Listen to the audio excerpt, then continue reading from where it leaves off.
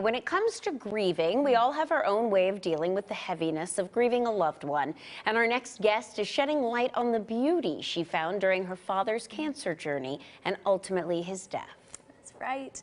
Local author of Lean In, Chasing the Sunset, April Poynter, details what she discovered along the way through journaling. Welcome. We're so happy you're here. Thank you for having me. So happy. This is a beautiful, beautiful story, and you talk a lot about leaning into the discomfort, which most people don't. They run the other way. Explain the book's title to us. Yeah, so exactly what you just said, Larissa. The lean in for me was when things get really uncomfortable, the first thing we want to do is pull back from whatever that thing is. And when we found out my dad was diagnosed with cancer, the decision I made was I'm going to lean into this. I want to lean in. I want to be fully present. I just want to be fully alive and awake while I'm going through this process. And Chasing the Sunset it has to do with light and dark colliding. It has to do with the fact that we love the beauty, but a lot of times it's the shadows that bring so much of that, like radiance and the colors.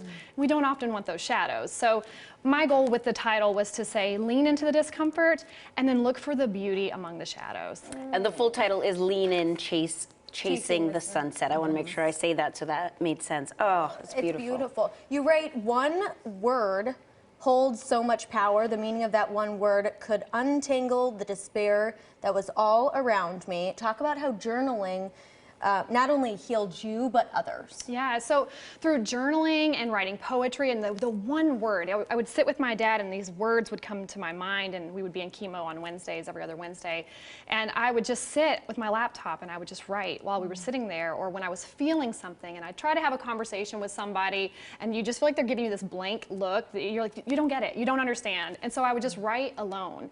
But then I started posting these things to social media and I would get these messages that people would share, like, I'm grieving my father's death for the first time, or I'm grieving a job loss where something was unjust and I'm actually feeling something by letting this go. Oh, we're looking at some videos that you sent us of your dad and his journey.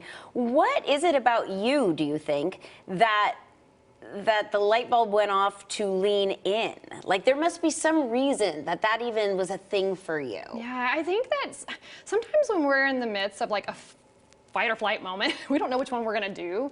And for me, it was fight inward. Like, it was to go towards him. We knew it was stage 4. It was really bad. And the fact that we even got 11 months is a miracle. But I knew that he wasn't gonna be here long. And so instead of like spending a lot of time just stuck, I wanted to just fully, wholeheartedly be with him. And he had the same mindset as well. He was very apathetic. We didn't have the greatest relationship. It wasn't a bad relationship, just very apathetic. And when he found out he was dying, he started to live. I get the chills. I know. And you said in some of your notes, you said that you saw him live more in that 11 months than his whole life. Yeah, he did. He was there's a story in the book about iced coffee. You'll have to read it, but it is about his closed-mindedness in so many different ways. But he tried iced coffee while he was going through chemo and actually liked it. So one of my big stories is in there is you got to at least try. I love that you're finding the inspiration even in the darkest of times. Now, months after your father passed away, you found out you were pregnant. Surprise! Big surprise.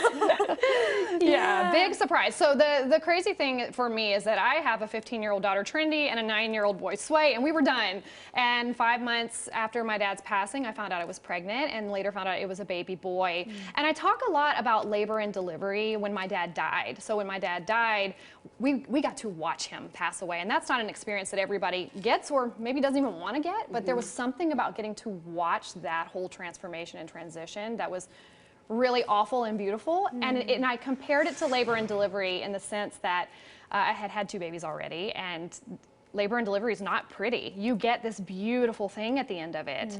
And it was ultimately what I saw with my dad when he crossed over to wherever that may be, that there was something so beautiful and magnificent and no longer contained when that happened. And then just, about a year later, being able to experience that by bringing a new life in. It's awful and scary and traumatic, and then there's life. Oh, you're wonderful. Unfortunately, we have to wrap up, but I do want to tell everybody one of the messages in this book and the thing you want to leave behind to a lot of people is get your routine checkups when it Yes. comes to your health, because your dad didn't, and you know it can make a big difference. I So, firmly believe he would still be here if he had gone to his routine checkups. Yeah. well, thank you so much for sharing your story. This is a beautiful book. Don't forget, Lean In, Chasing the Sunset. For more information on April and to connect with her, head to her website, aprilpoynter.com.